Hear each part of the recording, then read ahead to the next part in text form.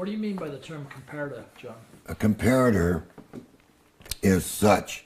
So let's just do a simplified comparator. This is an operational amplifier. It is an amplifier. Okay, let's say it's anything. Let's say it's an NE part. Let's say it's an LM part. It's just an operational amplifier that you're going to set up to switch. In other words, its plus input and its minus input is going to look at a reference voltage and the voltage on the capacitor and say, switch. Dump that right now.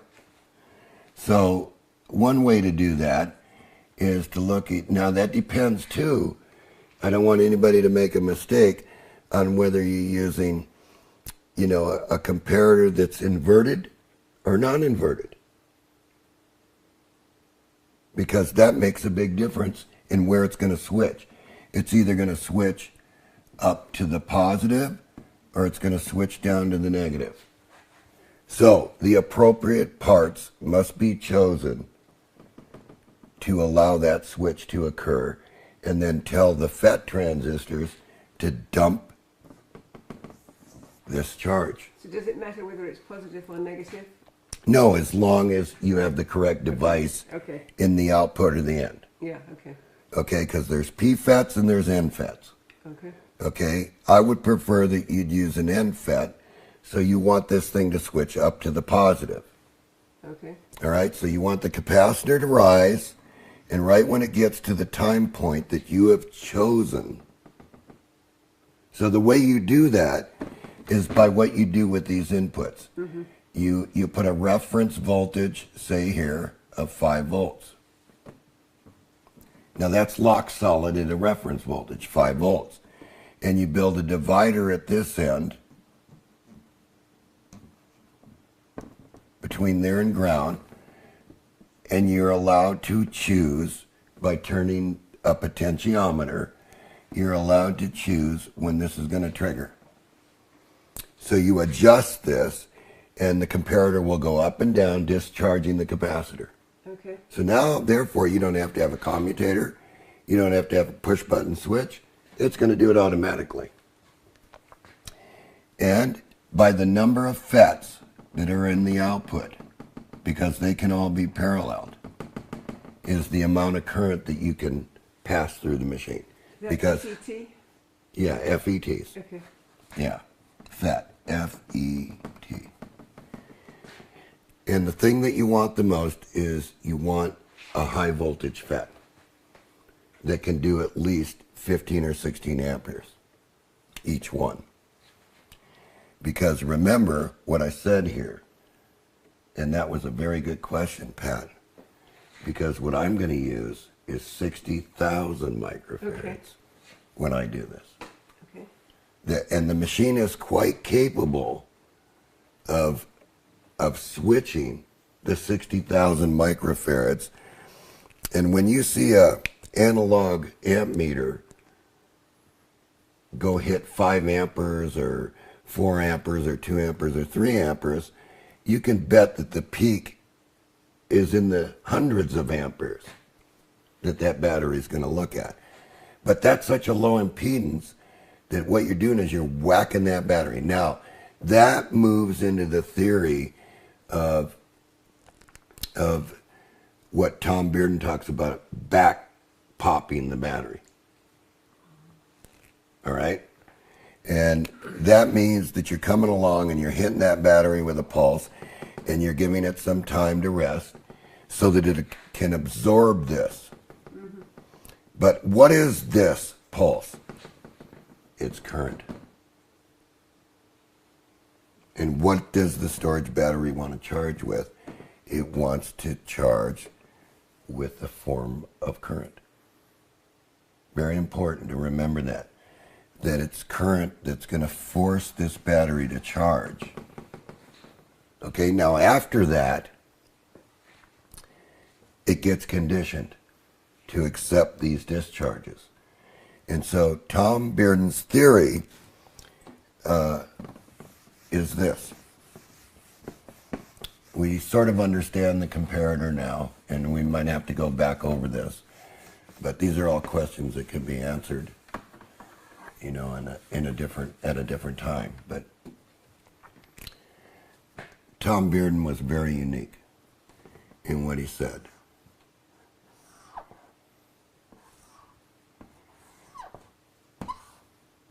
That we have the plates of the batteries. We have a positive and we have a negative. So, in one direction, you're moving the lead from the positive plate to the negative plate, and when you recharge, you're moving the lead back. All right? So it can go either way, depending on what's going on with the battery. So when you're drawing energy out of it, it's moving one way, and when you're putting energy back, it's going the other way. But the thing that people really don't understand is that the battery can't perform two functions at the same time. So you mean it can't be charged? Well, and it charged can up? only be maintained. Mm-hmm. So an example of that is your car. And I'm going to be very adamant about this. Is you have a 12-volt battery in your car. And that 12-volt battery is just the starting battery. You start the car, the alternator comes on, charges the battery to a maintaining voltage. Mm-hmm. Well, now, why do I say that? Why? Because your headlights are on, mm-hmm. Your ignition's running. All the energy is being supplied by this battery as if it was just a capacitor in a circuit, meaning that it's holding it level. Okay? You can never charge the battery fully in your car because the battery can't perform this dual function. So, what ends up happening with the battery? This is exactly what ends up happening with your battery, is the red lead falls off the positive plate and goes to the bottom of the battery until it builds up on the plates, like this. If we expanded this out, you've only got little trays in the bottom of the battery. And by the way, those little trays are time. Okay. This is the amount of time that you have life in the battery, is the distance from the bottom of the plate to this little tray. So, I think if you look at the batteries, you might have 1/8 of an inch in some of them. Walmart's a good example of that. Walmart battery. Okay. Okay, you have 1/8 of an inch, right? And so when you do this, you start the battery, and the function is for the battery to try to move lead to deplete the sulfuric acid and turn it to water so that there's no more charge in the battery. So that means that now the lead is moving from one way to the other way, right? So now the generator comes on and tries to push this back, but oh gee, my headlights are on. My AC's on. Yeah, my air conditioning is on. My brake lights are running. My computer is running. Well, the battery doesn't know what the hell to do. Yeah. So what it does is it starts shedding lead. And these trays start to fill up. Because now you're trying to force a charge one way while you're discharging another way. And so the battery's having a hell of a time trying to maintain. So that's why when you turn your car off, the battery is sitting at 12.25 volts. It never got charged. Because if the battery really got charged, it'd be sitting at 13.20. It would be trying to sit there. But it's going to come down to 12.65. That's about where it's going to stand. All right? So now that you know that you could never charge your battery in your car because you were trying to do two things at one time, you might think about a different way to do this. Mm-hmm. Okay? So here's the thing. Back to the comparator, now that we explained a little bit about what you're trying to do with the battery. Tom Bearden said that the ions are big. And I'm sort of doing this expanded. I'm not an artist, but I'll do my best. Okay? And so when you charge this battery, you want to push these ions. So the first SG machine is a high potential, which is a spike going to the battery. Mm-hmm. And what has to happen here is all the electrons have to pile up. And as soon as they get the charge on them, they're going to move. And they're going to continue to move. So now you're charging your battery for a minimal amount of current. But you're waiting for what, Pat? I don't know. Time. Time, yeah, time. Time charge. That is a time charge. Yeah. So now we know that. But now let's take this a little bit further. Let's not use this spike. Let's say we can force this with current. Okay, so we're in phase 2 now. Yeah. Yeah. Let's say we force this with current, right? So what we do is, instead of it taking time for all these things to build, right? Mm-hmm. They're immediately there with the current. Very quickly. And they're moving. Mm-hmm. And they're moving very quickly to the next plate. So we're charging. So that's why I chose to have a primary battery and a secondary battery, because you cannot perform the two functions at one time.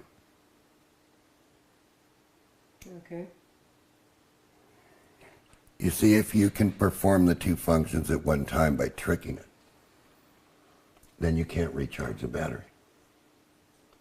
Then it starts to burn out equipment. Mm-hmm. An example of that was Jim Watson and his machine, which was basically my machine. You know, it was never Watson's machine because Watson didn't make it. Right. He only copied it. Of course, he got the money and I didn't. So soon. Yeah, one day. So the thing to remember now is what we're going to do is we're going to show you these three functions. So some of the questions that I get asked is, how can you charge the battery if there's no current? See, I mean, that's a known thing, right? Yeah. Remember I said that no matter how we look at this, right, what is actually charging the battery? Current. Right. And if we have little current, it's going to take this amount of time. Okay, yeah. And if I have forced current, it's going to take that amount of time. Yeah. You follow me? Yeah. And if I have pulse current, it's going to take that amount of time. So see, if you force the current, it's going to take less time. And if you pulse the current, it's going to take a little longer time because the battery has to absorb the charge to move the ions. And if you used radiant current, that's just the spike in the normal schoolgirl, right? It's this time, but it's a time charge. It's a charge that's spread out over time, and the longer time that the battery takes the charge, the better the battery is. Yeah, so that Because long you're not overheating. Yeah. This Timing. the forced charge is an overheater. Yeah. The pulse charge is a little bit better because it's breaking away the sulfation. And, but the forced charge is not doing anything. It's like your car alternator. It's just forcing the battery to charge. You follow me? It's not breaking anything up. This charge over time is going to give a little bit longer runtime to the battery, where this one's going to charge a lot faster and this one's even going to charge faster. But if I can't break any sulfation up, because sulfation is going to happen no matter what happens. The idea is that if I have a window and it's clear, and I can see everything through the window, that means I don't have any sulfation. And that means that the charge is going to go there and it's going to be there. But if I start getting sulfation,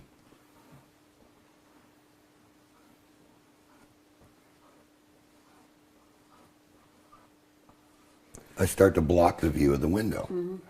That means that now the battery is losing its impedance. In other words, it's gaining a high impedance because this is a sulfate. It's a crystal that's on the plates, and actually when you look at it, we'll look at a side view here. Let me just move this a little bit. Is if this is a clean battery plate and I have no sulfation on it, that means I have no mountains like this. See? And this is a sulfation that you have to break up. And when you break this up, it comes off the plates and falls to the bottom tray. Yeah. I had and I may be way off base here, but where does stair-step charging fit in all this, or doesn't it? Okay, yes it does. That is, I gave you the example, and I probably should have. John's capable of making mistakes, so. Stair-step charging is the way that the comparator is charging. So what's happening is it's as each pulse comes up, the capacitor is rising like this. I drew it on a linear curve. I just said this. Yeah. And I said that I was able to choose my time where I wanted it to discharge. Well, the stair step is the same thing, because the SG machine is a series of pulses like this.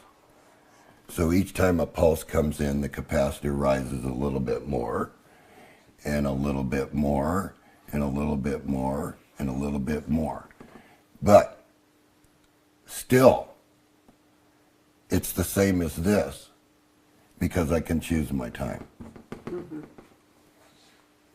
So it's a nice term. It's easier for people to not get confused and just look at it this way. Yeah. Even though when you look at it with the scope, there's little steps in here all the way up. You understand what I'm saying? Yeah. Yeah. So I always called it stair tip. You're stair stepping it up. Yeah, we did a DVD on it at the conference. Yeah. Yes, we did. Yeah. And we actually showed it on the scope. Yeah. Okay, so I think it's time to show you the three basic functions and how they work and what the battery is going to do. Let's basically start with the SSG motor, which is a simplified schoolgoer motor. Actually, it's very complex because on this one you see two fans, and the reason that there's two fans here is I need a certain RPM that I want to do this with. So I've actually added more drag to the motor so that with a normal motor, it would burn more energy. All right, and once again, I'm going to point out it's a multi-strand coil. We went through that on the board where, and if I can get Tony to come here, you can see there's multiple transistors all arranged. Remember I said 12 ohms here? And you can see each diode's on the output, and all the base resistors are underneath here, which is kind of hard to see. Okay. So there it is right in front of you. And what I'm going to do with this, And you said that green one was the trigger one? right, right. So what we're going to do is go over here to the computer, and I'm going to tell the computer to load this at 1 amp, this battery, which is sitting, by the way, remember what I said about if you had clear windows in the battery. It's a 13 amp hour battery, and the voltage is sitting at 13.2. So it must have been a full charged battery. All right, so we're going to start this test, and the computer is going to come up here and show you that the 1 amp is loading it. And we'll do this, you know, pretty quickly, because I'm going to pull the 1 amp, and then I'll stop that, and then I'll show the charge curve. Is how it charges up with the radiant, which is just the spike charge. Which battery are you charging? And we're going to charge this battery right here. So we're loading this battery right now on the West Mountain charge discharger. And it's a constant current charger, so as the battery falls down, okay, and if you look down here at this scale, it's telling you the amp hours.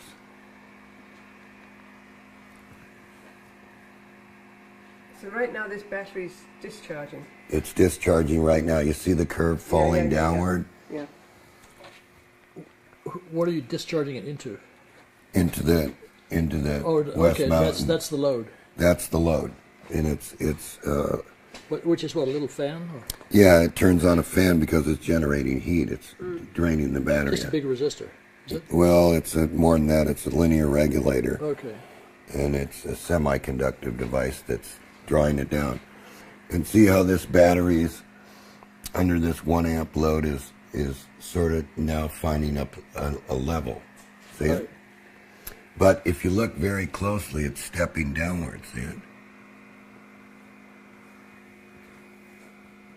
So it's stepping down as it goes down. Yeah. That's not just an artifact in a software program. Well, it could be. It could be Yeah. the computer, but it's stepping downward. So it's losing energy. See here, the battery is considered dead at 12 volts. And this is actually technically all you have to work with the starting batteries between this 12 volts and this level. So it's not very much to work with before your battery's dead. Okay, so now we've taken this power out of here at 1 ampere. And I'm going to stop that because I want to show you it go, how it charges now under the radiant load. Okay, so now if we stop this, and it gave us the voltage over here, we're at 12.46 volts, see? So to make this, to show you this, we'll start a new test. Okay, so now my lead battery is here, and I'm going to come back, and I'm going to call this test 2. And I got a lead acid.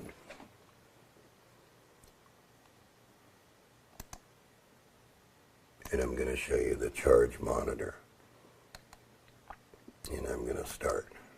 Okay, so now we can see that we've started right here, right? See it coming along?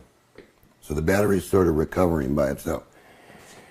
And now what I'm going to do is I'm going to hook up the SSG. And I'm going to give it a spin, and we're in mode number 1, basic number 1 there. Now watch. Oh. This is the basic spike charge. So we're watching the charge. Now we're really not charged fully until we're at 15 volts.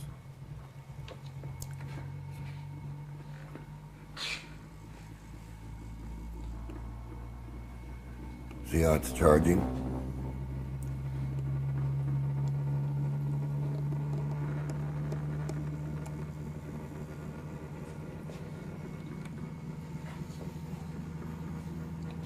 Now see, it's starting to rise.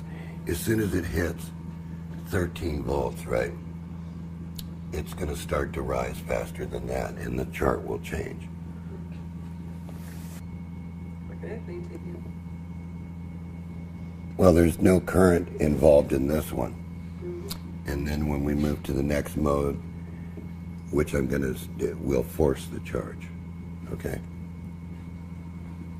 And then we'll move to the pulse mode.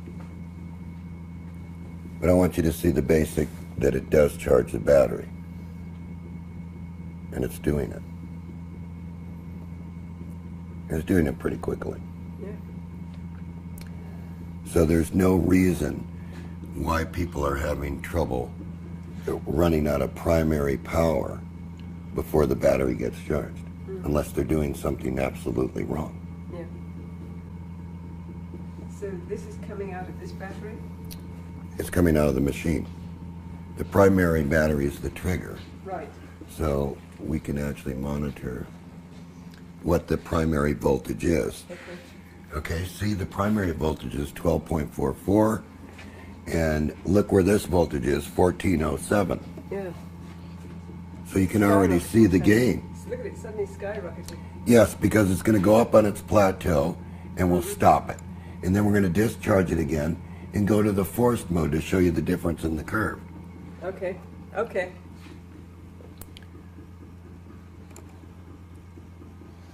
Now, we're going to change circuits here, right? That's going to go up to 15, and you're going to see how the battery curve actually looks. And it's going to follow the book completely. It's going to be right to the book. Okay, so the forced charge now, this wire is going to be removed, which is this black wire here. Okay.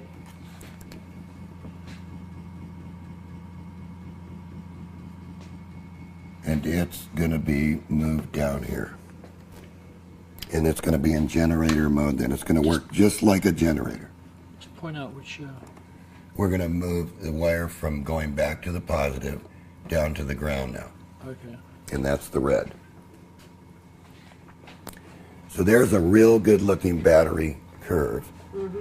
And look where the voltage is, Tony. So see, it can push that battery really quick if the machine is set up correctly. Right. Okay, we can stop this curve here, so we'll stop the machine. All right, because we're already at 15 volts. Now look Yeah. that the battery falls down to its level of where it's just going to sit and rest. Okay. So look, here is 12, about 12 and a half, there's 13. So look now after the radiant charge, the battery, remember what I said on the drawing about Tom Bearden's theory about piling up the electrons. So there's a high potential now with the battery. And it's showing that because here's 14 volts and look where it's sitting. It's sitting about 13.8. But it's going to fall down as the charge bleeds off. So this was time. Right. And that didn't take very much time. And of course, where is our primary battery now? 12.71. Yeah, how did it get to 12.71? It went up from 12.44. Right. How did it go from 12.44 to 12.71? Simple.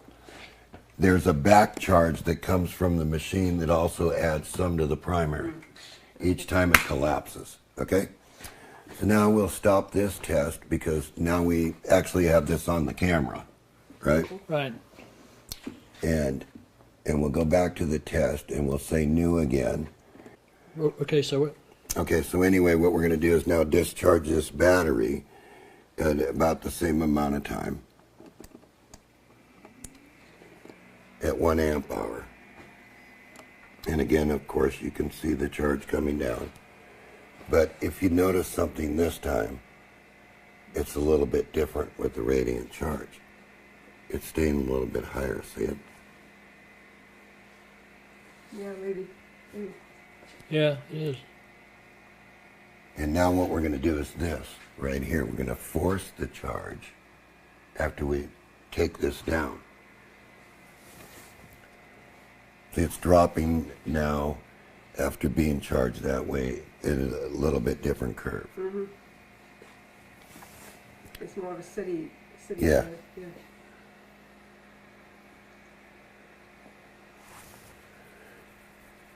Remember, before we came down like this and we were down here. Right.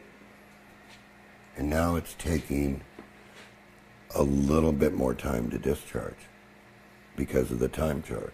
Mm-hmm. We're going to let that come down just a little bit more. And then we're going to go to the charge monitor. And we're going to do the force charge. Okay. And then what was the last charge again? Pulse. Pulse charge, yeah. Yeah. Comparator discharge. Okay. Or what everybody would term stair-step charge. Mm. And what we're going to do with that is we're going to show you, we're going to vary the times and the amount of power that we want to dissipate. Okay.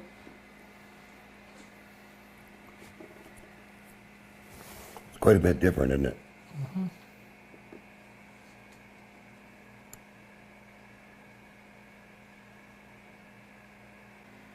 Yeah, it'd be neat if you could have them side by side, all three. Showing it that way. And Well, showing I think we can. Yeah.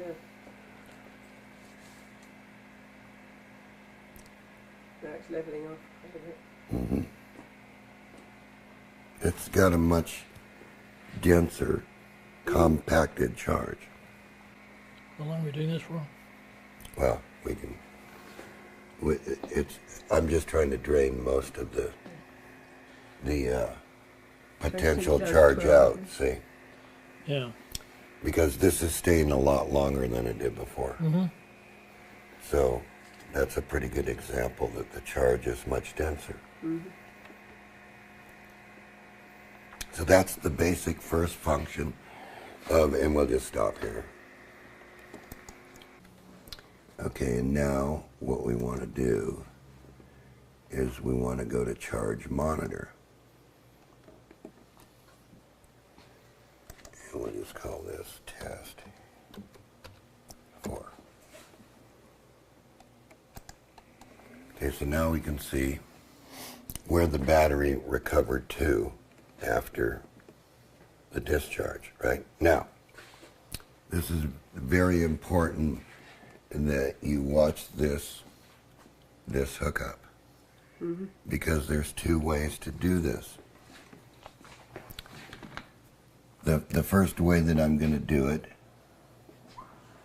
is going to be just with a forced condition, as if the SG machine was a generator. So let's go over here. And we would disconnect this black lead from the energizer, and we would insert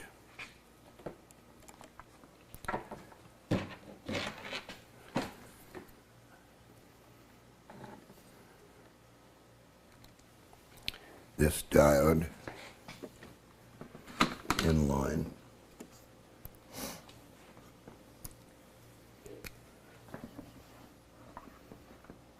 To isolate. So now you got one going this way and one going that way. See?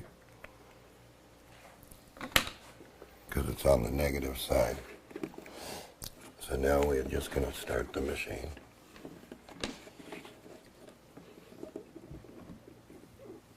Now the machine's going to change pitch here. Now look at the forced charge. See, I'm forcing the battery to charge now in a generator mode, and look at the machine's speed.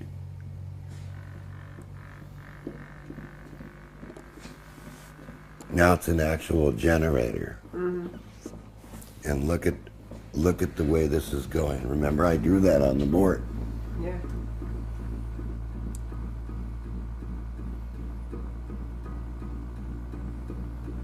And it's forcing it.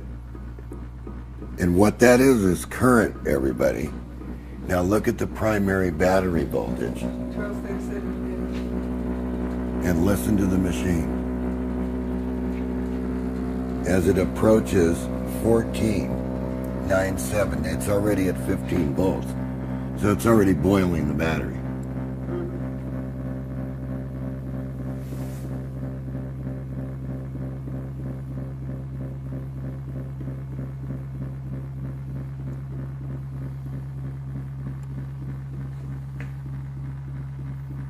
And so we'll let this approach.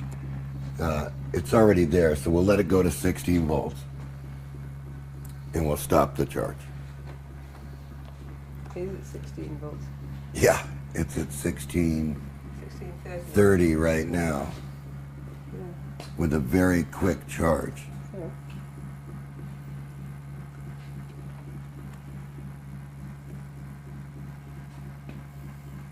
Now see, the battery can't absorb any more. It's just wasting in the chemical. So it's going to flatten out. Okay, so we'll stop this. We don't need to take any more from it.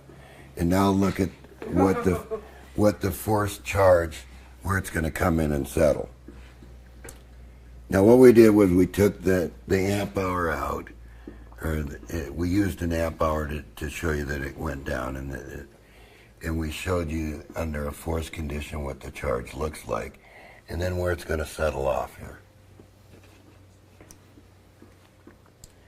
And now we're going to take another amp hour out for about the same amount of time, right? And then we're going to do the comparator discharge. Yeah, and this is going up again. Yeah.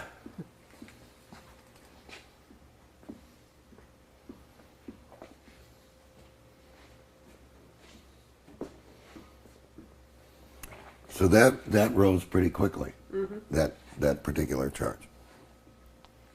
Okay, so let's take, do you want to catch this? So we're settling out somewhere around 13 something. And now we're going to take the amp hour. 1394. Yeah. We're going to take this, and now we're going to discharge it back at 1 amp hour, and we'll call this test 5. And now we'll have a completely different discharge curve because we brought the battery up higher yet.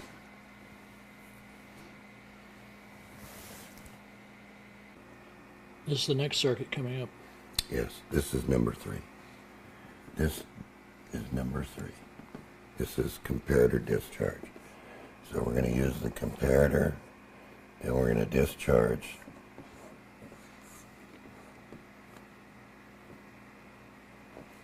And what's this again? Capacitor. Okay. So we're going to use 60,000 UF microfarads. And that's going to be these 4 caps. So now this arrangement's a little bit different hookup because this comparator is going to discharge on the negative terminal of the battery, the minus. And the positive is going to go directly to the positive of the cap. Okay. Okay? So this is going to sense the capacitor voltage. Okay? And it's going to tell this when to discharge, and what you're going to see here is it blink a green light. And it's going to be this same arrangement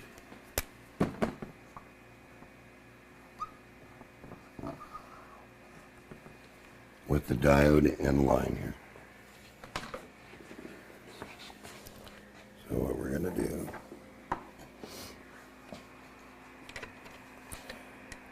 now what we're going to watch this because this is negative, or negative of the battery over here. See, black. And then this is going to be negative of the caps. And what we're going to do is remove the positive lead and put it to the capacitors. And then we're going to take the positive of the capacitors, go to the batteries, And we're going to put a current meter so you can watch the pulses and how we're able to change the time period and how much power we're going to get. So we're pretty close down to where we were. So let's start a new test and watch the charge. So we'll test 5. And now we're going to go to charge monitor. Let's call this test 6.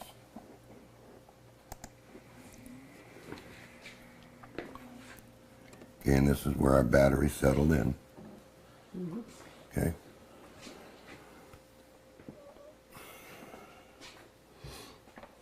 Okay, and as you can see, our settling voltage is back at 1278, right? Now we're going to start the machine, and we're going to stair step it up with capacitive discharge. Now,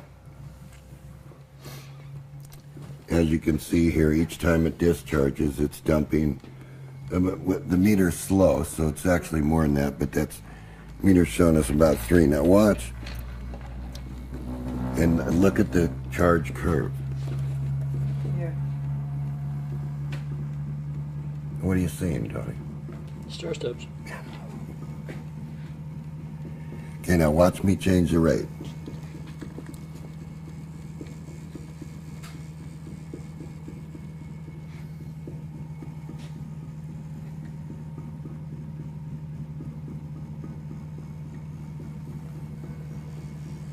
Now watch as I change the time to like lower seconds. As I build up more charge, I build up more current. See it?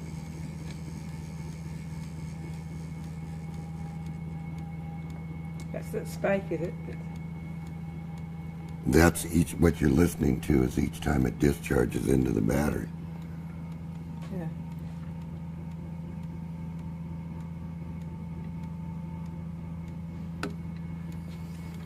Now look at, Oh yeah.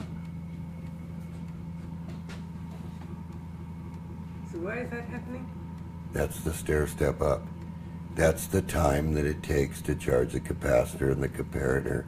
So why is it stair stepping more now than it was on the Because more I've current changed the coming time to like once a second, see it? in? Oh, okay. And it's over 4.5 amps. If Tony looks at the meter. Actually, it's a lot higher than that.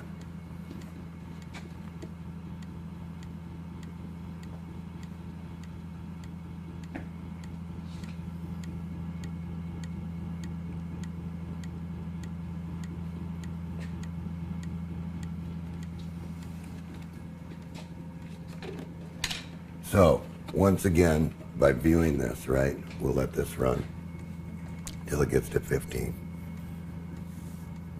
And we're stair stepping it up, but that's about once a second.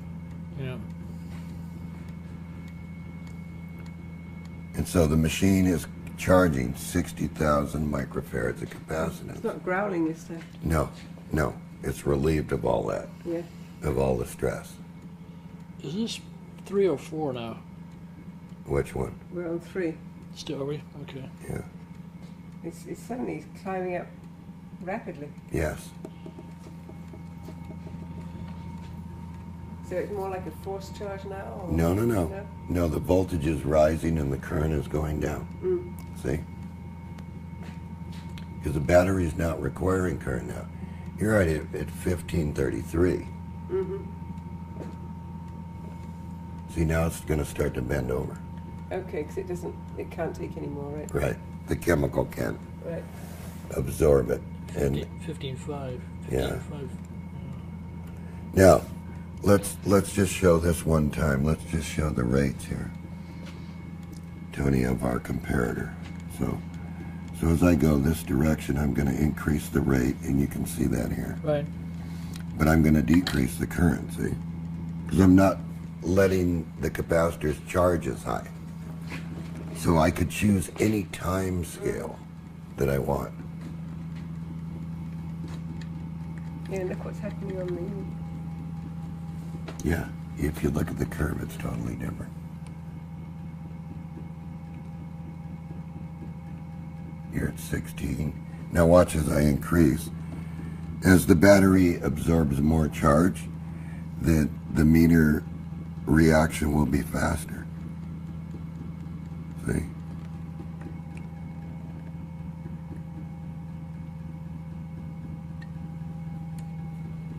See how fast it's going? the, Yeah. yeah. Now if you remove the diode from this, if you remove the diode, then we're under a different mode. See? Because now we're not isolated. So there's where I removed the diode, the little Right. notch, and now it's continuing to charge. And now watch the adjustments here. See, I can hold it steady at 1.25 amps, Yeah. or I could move the machine into a much, It's dropping off. yes. Why? Because it's not isolated, and it's not a forced charge. It's a Okay. capacitive discharge. But yeah, but it's dropping off at 16 volts, so it's boiling Yeah. away. So basically, those are the operations of the machine. And once again, I want to point out to you that with that device, you can choose wherever the time. And that's what you were doing with the little adjuster? Yes, with Okay. the little adjuster. Right. And that was in this little circuit like this. And I was tuning this Yeah. little pot. With this thing. Yeah, It's like a little mini screwdriver. yeah. And I put the green light here so that you could see the flash rate of how quickly the comparator switches. Now, it's very important to remember this is not a normal comparator circuit. It's much more sophisticated, all right, than what we've drawn. Right. So, and it's something that we built. So, you know, they can, if they need to have this comparator, the thing about this comparator is if you feel this, Pat, you feel a heat here. Here, come here. You feel the heat here. Oh, yeah. Okay, that's because each time this 60,000 microfarads dumps Can I the touch charge. these? Yeah, absolutely. They don't feel hot. No, It's just that. and either does the coil there, Phil. Now, I want to point out when the machine runs right, you can hold these devices. Here, Pat, do you feel any heat? Uh-uh. No. It's at room temperature. So when you build the machine correctly, this is what your machine will do. And depending on how many amp hours you're going to take out of this battery is dependent on how much time it's going to take to do what we just did. So please don't change things. You know, if you have one of these machines, because it's already calculated for this device and for these kind of batteries. In other words, don't come up with a little bitty battery and expect it to do what this battery does or this battery does.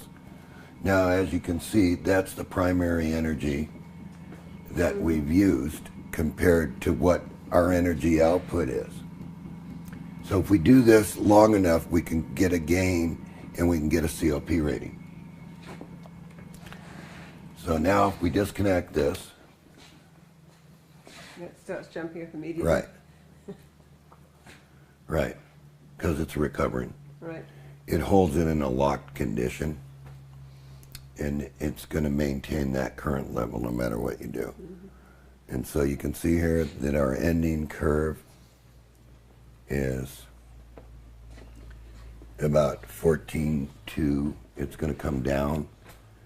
You know, it's going to come down to the level where the battery wants to sit.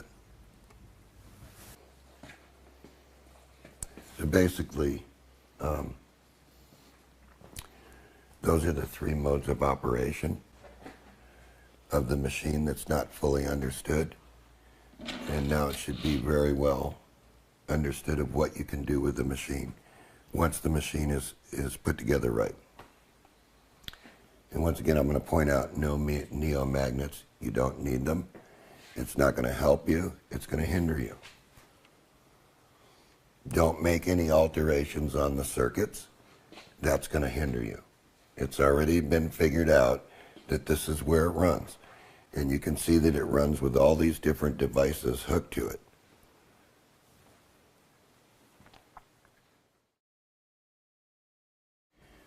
What I thought I would do is recap all these circuits, and starting with the simplest SG, and basically this number one circuit was the original schoolgirl motor, with the exception that the recovery diode and the secondary battery was not there.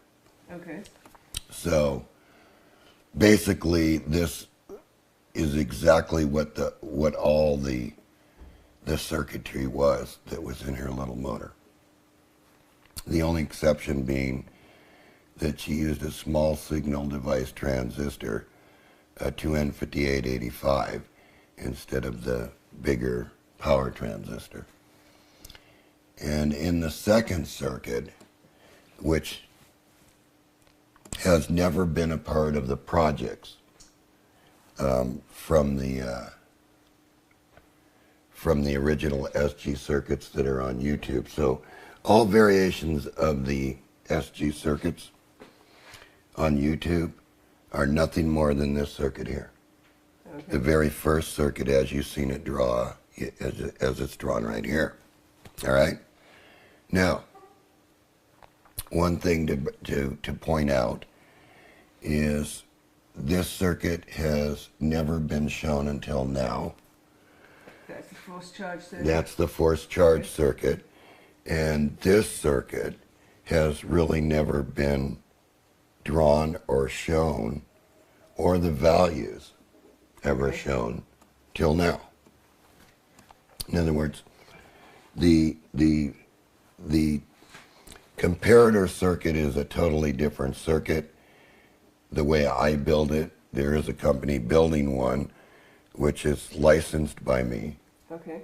And if you have to run a comparator circuit, then I would suggest that you start out with this basic controller that's built by Eric and Tom Childs and John Korn, because this is going to allow you to do a lot of different things that will allow you to protect it. It will allow you to try many different experiments, and plus the circuit's given to you.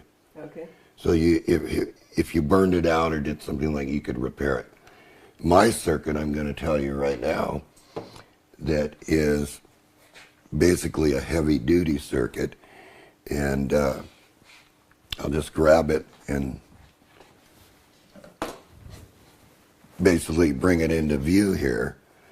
And in the one that Energetics built, there is no protection because we don't want any protection in it. But the only reason that we haven't released it yet is there's not an understanding of how to work with this circuit yet. Okay. And this is what I'm trying to bring out here, of what has to be done. So this is the same as this one here? Well, this is the same as what we're using right now, right? And the only difference being is there's 4 large capacitors, 15,000 microfarads each, and they're in parallel for a total of 60,000 microfarads, which is a lot at 80 volts, if you bring it up to 80 volts. And so, of course, you see 5 FETs at 16 amps each in the back of this comparator. And that's located right here, as we explained it. This curve here allows you to adjust the trigger level at the voltage that you want. So what you're actually adjusting to the secondary battery is the amount of current that the battery is receiving under charge.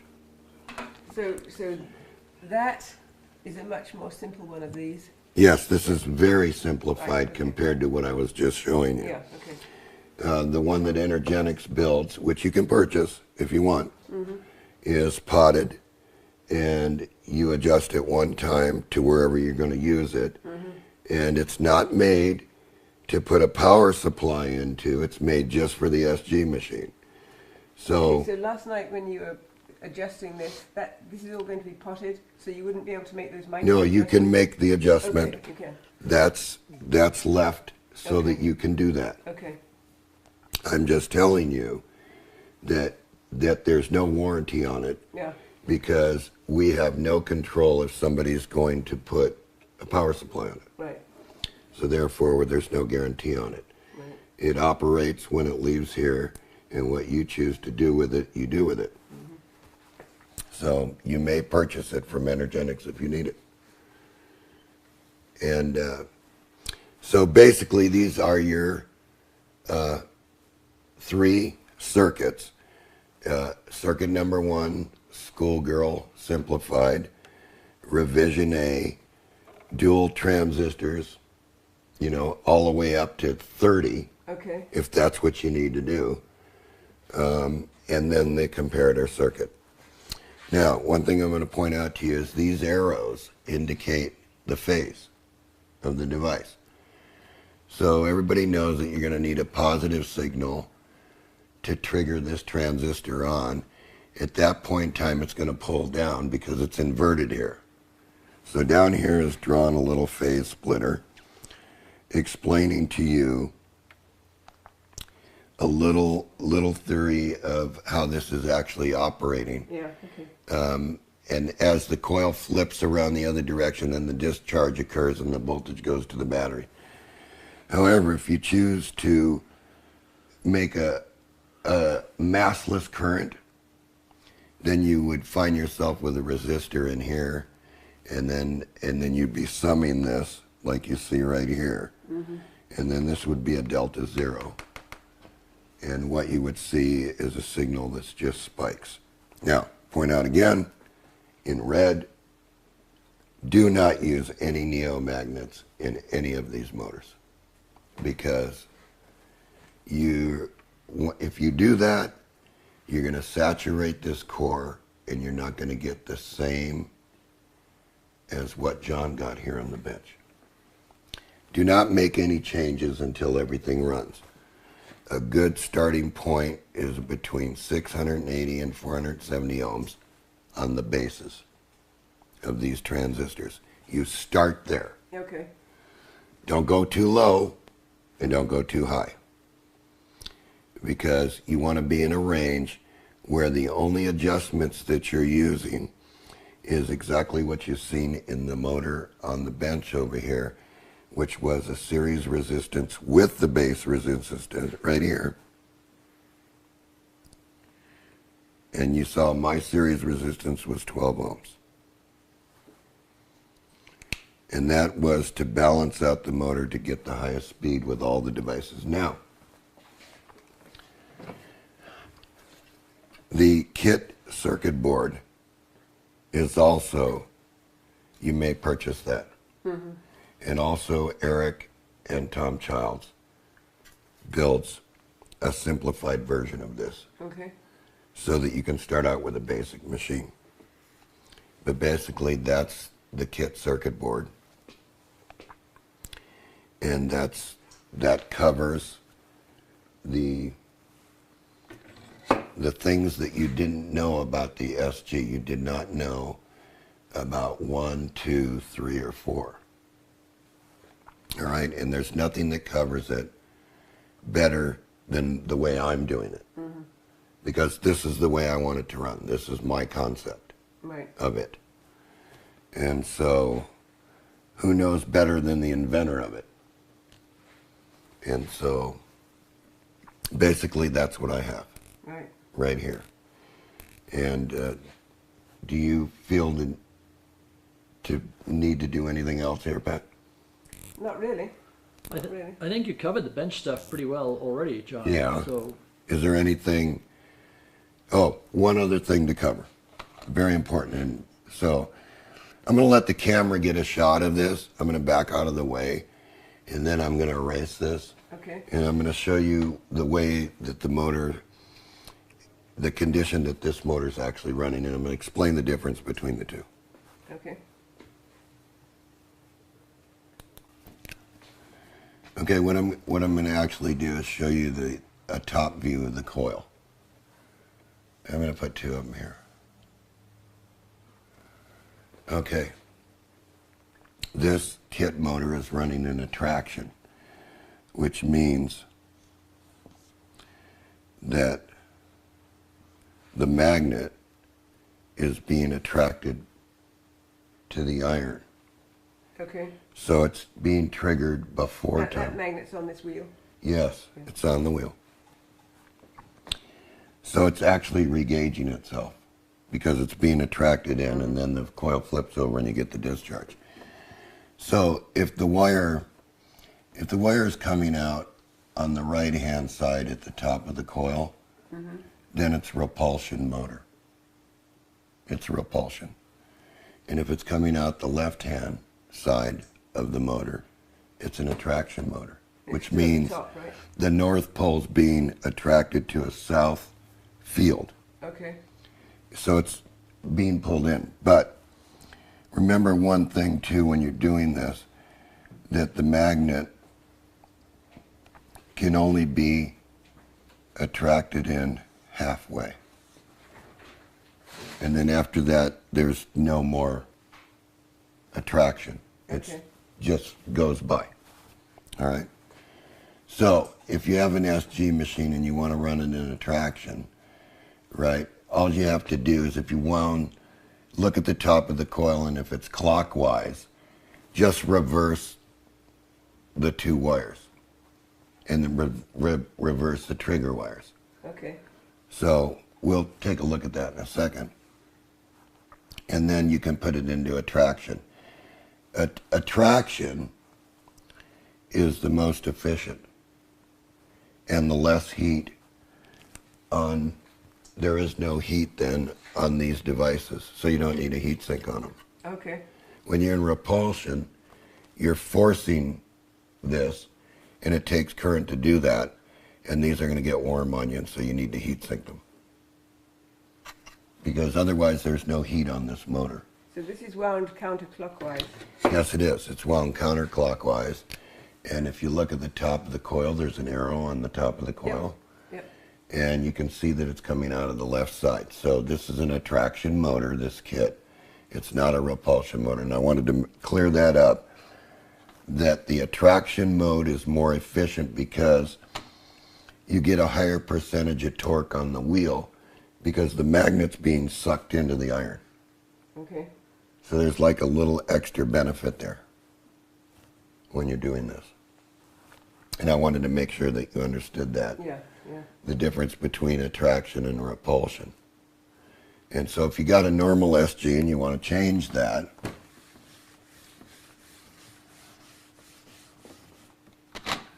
and we'll just blow this up, and you have a north magnet here, right? And then of course your coil. And you've wound this. And the easiest way to test that is by taking the battery. Just take a battery and just tap it with the magnet near the pole. And if it's in repulsion, right, it's going to want to push away. Oh, okay. So then hold the wheel back a little bit so that this portion, and I'll put this in red, that this portion of the magnet is now here.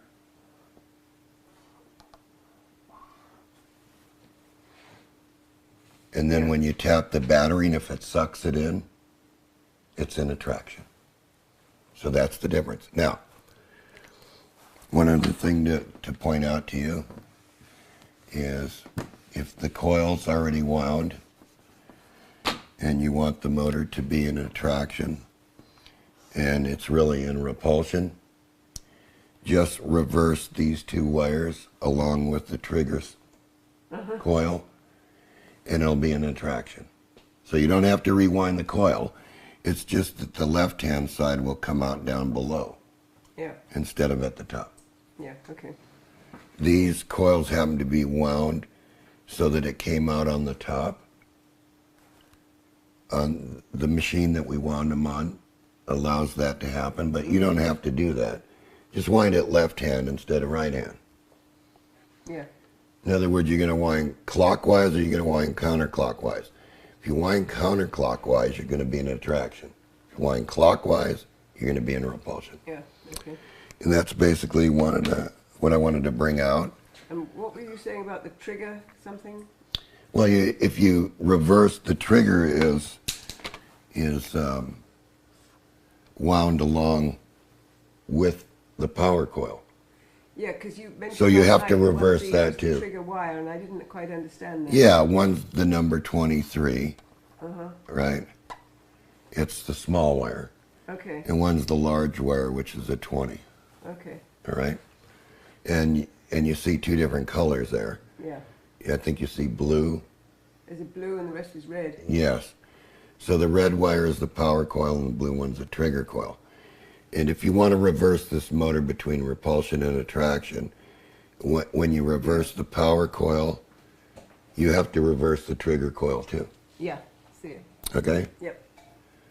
So basically that concludes what I wanted to tell everybody about the phases of this machine. Okay. Is this copper wire? Yes. And the blue is what? Still copper wire, but painted? Yes, different it's colour? just a different color so you can tell the difference And it's between different gauge wire? the trigger and the power coil. Because they're all wound together on the same thing. Right. Right. There's all these different colors of wires down here. Green, red, blue. See? Yeah. You know, copper color. And it shows up real well when you do this. This always goes this way? Nope, the machine can go either way. So, and if I start it this way, right, then my fan is blowing air. And if I do this, it's sucking air. But it goes either way, the same speed, no matter what. Right. Yeah, and the reason that I have a double fan on this is because I needed a certain speed. I didn't want it to exceed. And so I'm forcing it to slow down because it's actually has to blow air through the machine. So when I start it up this way, right, it's blowing air that direction. And if you go the other way, see here, let me give it a good spin and you can see it's actually blowing air. Mm-hmm. Okay, and then if we go the other direction, it's actually sucking air Right. and blowing it the other direction.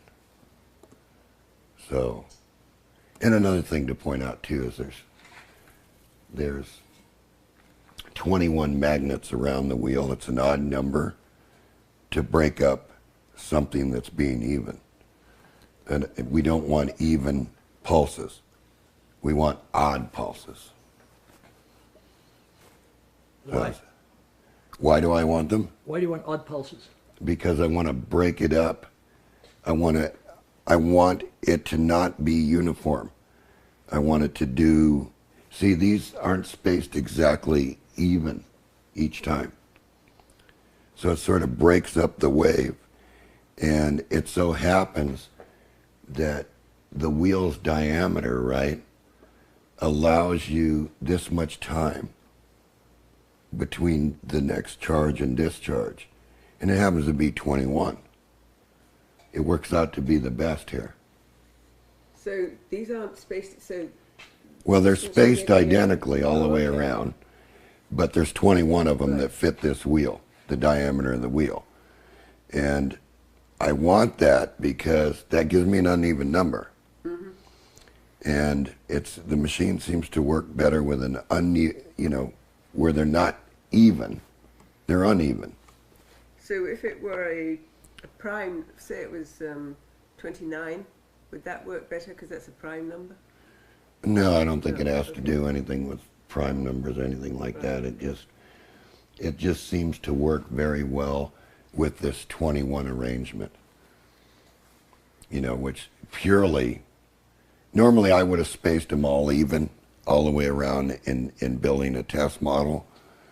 But it just so happened that this worked out, the spacing was 21, and it worked real well. Yeah. So we're not going to change it. Right. Right. You know, we're No, going to I'm go just- with just what curious. works the best. Yeah. So, and then the other thing was that winding these, we wound them on a lathe. Mm-hmm. So that's where we get the counterclockwise, because we're winding over the top of the machine instead of underneath the machine. Whereas if you were winding them from a drill, it would go. Well, you can change the drill because, Oh, but the yeah. lathe, Yeah. you follow me, is going this direction. Right. So the lathe is actually going clockwise when you're winding it, but it comes out to be counterclockwise when you end. Right. And that worked out really well, was the attraction. You know, and sort of it's a sort of a regauging effect. Sort of almost like a regauging motor. And so therefore, if it's being attracted in, it's not requiring any power. It's not requiring the transistor to push a lot. It's being attracted in for free, like that. Yeah. Then it goes past. And then it fires and attracts the next magnet in. So the devices run much cooler when you do that. So really, you're inviting people to participate in a research. Yeah. Yeah. Exactly. And you pay It's to all play. about research. You pay to play, right? Well, you do. Yeah. You know, it's part of learning about the machine, but I was sort of surprised that nobody picked up on any of these variations. Nobody tried to force the charge. Nobody tried to do this. Nobody tried to do that. And if they did do it, they didn't talk about it. So, and it's not mentioned anywhere, these 4 stages of the machine. Yeah. So I'm just happy that I could explain this thing once and for all. Because there's been a lot of questions, Pat. Yeah. Yeah. I think maybe some people don't even realize that they're part of a research. They think, he says I can make this motor, it'll work. No, you can't just make it. Yeah. You know, there's a lot behind this machine that needs to be studied, right? Now, the one thing about it is that you could make this far bigger. You could actually do it with a Ferris wheel if you could get a big enough coil. You know, and then once you do that, you have the mass inertia of it, which adds power to it. And you have the capability of having a gigantic coil, which gives you a lot of voltage. Right. The quality of the wheel isn't that. No, it's not important. Right. And it doesn't make any difference if this is a steel rim. The reason we want a steel rim is so the magnets stick to it, and then when we glue them and tape them, they're not going to move. Right. But it could be a wooden wheel, it could be a rock, it could be anything. It could be plastic. And basically that's your workings of the SG machine. So what is the difference between this smaller wheel and that big Ferris wheel? Nothing, except the circuit. But on the Ferris wheel you had 2 of these things. Right, I had 3 of them. 3? Okay. That's the Bedini-Cole circuitry, which is the bipolar circuitry. Okay. But that could have very well been this circuitry. Okay. There is no difference in the wheel. The wheel, just because the wheel was bigger, right? Yeah. It still used all north poles around the wheel. So it could have been done either way. Yeah. Okay.